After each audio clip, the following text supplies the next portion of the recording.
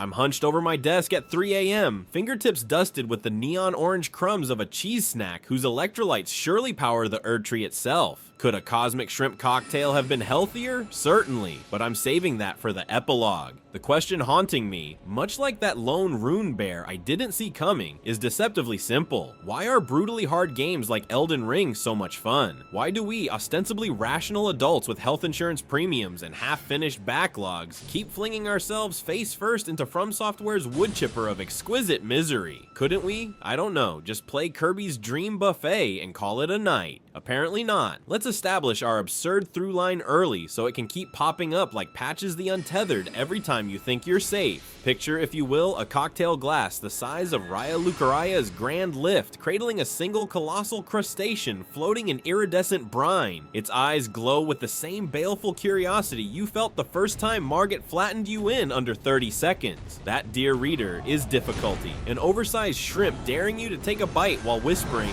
"You'll chip a tooth, but the flavor will rewrite your genome." Is that rhetoric overly dramatic? Obviously. Am I still picturing it on merch? Also yes. Back in the arcade days of the late 80s, when my allowance evaporated faster than Gradius could scroll, I learned that difficulty was a capitalist conspiracy. Cabinets weren't punishing because designers hated you, though Gauntlet's "Wizard needs food" badly felt personal. They had to extract 25-cent tributes in intervals measurable by kitchen timers. Did we complain? Only incessantly. Did we keep playing? Absolutely, because each restart was a blood oath sealed with pocket lint. Fast forward to 1994 when King's Field crept onto Japanese PlayStations and said, hey, what if we married first-person labyrinths to the ambience of a medieval morgue and saved only at obelisks? That spiritual forebear laid the jagged groundwork for Demon's Souls, 2009, which in turn sculpted the DNA of Dark Souls, 2011, and its glorious open wound of a cousin, Elden Ring, 2022. The lineage is clear. Take arcade hostility, remove the quarter slot, add lore that reads like apocrypha scribbled by a hungover Tolkien, and let the internet do the rest. We'll get to the internet's role in a bit.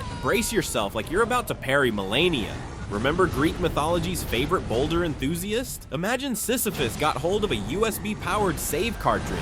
Each time the rock rolled downhill, he simply reloaded his last checkpoint, momentarily triumphant, existentially doomed, but still fighting. That's a Soulsborne loop in miniature. The obstacle never relents. You just iterate faster. Does this make From Software the pantheon of petty gods? My inbox suggests yes. Games are conversations between intent and resistance. Elden Ring's verbs: dodge, roll, flinch, drink fluorescent potion frankly named Flask of Crimson Tears, are performed inside a physics sandbox calibrated so that every animation has wind-up, recovery, and the mental bandwidth of a tax audit. Unlike many modern action games that coat every input in a veneer of invincibility frames thick enough to qualify as cashmere, Elden Ring forces you to earn each pixel of safety. Why is this enjoyable rather than sadistic? Because clarity. The rule set is harsh but transparent. Okay, mostly transparent. Poise is still the quantum foam of stat systems. When the Tree Sentinel demolishes you 2 minutes into the overworld, you can't blame rubber band AI or RNG. You zigged where you should have Elden zagged. The game's honesty keeps defeat digestible. Like that shrimp's shell, once you realize chitin is just crunchy protein. Is banging your head against a digital wall healthy? I asked my physician. She told me to buy a yoga mat and maybe touch grass. I parried instead. 10 out of 10 posture points, 0 out of 10 life choices. Psychologist Mihaly Csikszentmihalyi popularized flow, that sweet espresso shot of focus you get when challenge and skill tango at the edge of your capability. Souls likes brew flow by pouring scalding difficulty into the cup faster than you can stir sugar. Need a less tortured simile? Too bad. I'm triple-shotting metaphors like my life bar depends on it. Importantly, Elden Ring widens its flow channel through open-world design. If Castle Morn's misbegotten pierce your ego, you can summon Torrent and gallop toward Limgrave's sunlit meadows, grabbing smithing stones like bargain bin DVDs. The world says, come back later, champ, which paradoxically makes you want to come back right now. Remember the first time you saw a tri-finger butthole scrawled in glowing runes? That's communal trolling elevated to performance art. The asynchronous graffiti and summon system forge a multiplayer layer that alternates between Lifeline and Prank Show. You finally topple Radon because 3 strangers named 69 damage dealer 420 chaincast Comet Azure, and suddenly your solitary odyssey becomes a prog rock jam session. Challenging games become fun when triumph is simultaneously private and shared. Your own war story stamped with a crowdsourced seal of approval. Deep within the mountaintops of the Giants stands a lone cathedral with a headless statue endlessly bleeding. It's called the Apostate Derelict, and lorehounds discovered its floor plan almost exactly matches that of Boletaria's Great Hall from Demon's Souls. A cartographic wink suggesting that universes bleed into each other like the marinade around our cosmic shrimp. Is that canon? Miyazaki won't say, and the silence tastes like mystery-flavored pop rocks. When I first met Margit, my build was a tragicomic mishmash. Dual daggers, 12 strength Y, and fashionable but paper-thin exile armor. He cleaned my clock 17 times. On attempt 18, I accidentally consumed all my runes by buying a short spear I never used. Panicked, hit Alt-Tab to Google cheap therapy, came back, and somehow landed a perfect parry, clang, stagger, riposte, Margit down. I made an involuntary noise audible only to dogs and maybe the ghost of Satoru Iwata. The dopamine surge felt illegal in at least 3 jurisdictions. Hard games are fun because they transmute humiliation into euphoria with alchemical precision. The Philosopher's Stone, turns out it's your stubbornness, ground fine like smithing dust. Critics, myself included, armed with irony like +10 sarcasm great axe, wrestle with whether punitive difficulty gatekeeps players with motor or cognitive impairments. Elden Ring provides some mitigations. Summons, over-leveling, ranged cheese so potent it should come with a Surgeon General's warning, but it also steadfastly refuses an easy mode. Can fun derived from adversity coexist with inclusive design? I think so, if studios invest in scalable control schemes, transparency options, and modular challenge while preserving the core tension that makes victory taste like seafood-flavored ambrosia.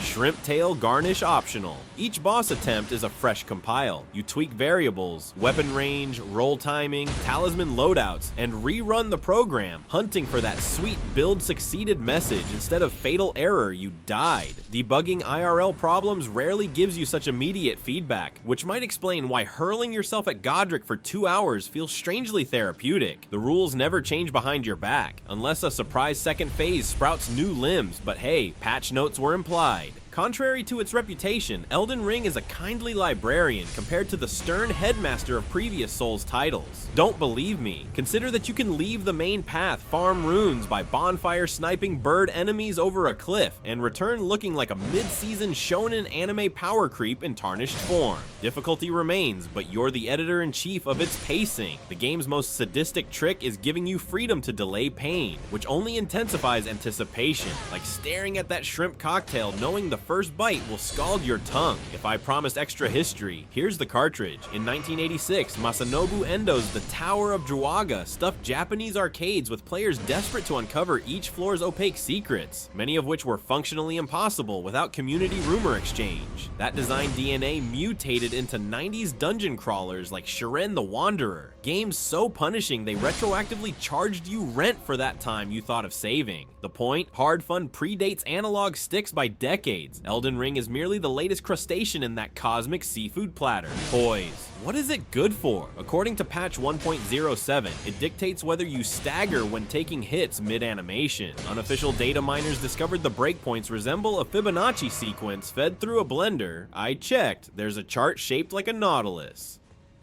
Hyper armor frames on heavy attacks add another layer. Do you trade your health bar for the privilege of ignoring knockback or play it safe? This risk-reward calculus is the hidden roulette wheel, making every encounter a mini casino minus the free drinks. Unless you count Crimson Tears, which, now that I think about it, resemble an alien Bloody Mary.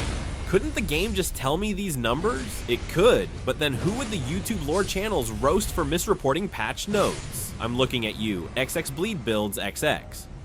Since release, FromSoft has nerfed Swarm of Flies, buffed Greatsword movesets, and turned Rivers of Blood from meme to menace to perfectly respectable dinner guests. Difficulty isn't a monolith, it pulsates with each update, each speedrunner finding new wrong warp exploits. Oddly, these shifts have the opposite effect of easy mode discourse. They keep the challenge alive. If my holy build dissolves into irrelevance, I'm forced to adapt, which means more friction, ergo more fun. The shrimp grows a new shell, I fetch a bigger cracker. David Foster Wallace once likened tennis to chess on the run. Elden Ring is gothic pinball in 4 dimensions. Each legacy dungeon tilts space around you. Stormvale's murder holes funnel you like gravity wells. Leyndell folds back on itself like a multi-threaded function call. Navigating is a puzzle, but one solved by thighs of steel. Torrents, mostly, rather than gray matter alone. Hard fun thrives here because every solved path feels hand-chiseled. You're not merely reading the book, you're editing the margins with sword tip and hoof print. Rumors and a few SEC filings suggest FromSoft's next project may pivot genres again, perhaps a sci-fi Souls or a mech Souls. Armored Core 6 already tested the waters in 2023. Wherever we land, the fundamental pleasure will remain. Deliberate animation priority, opaque subsystems, and the heady cocktail of dread and discovery. I, for one, welcome our new robotic shrimp overlords. Will they be served with binary cocktail sauce? Only if the bit checksums. So,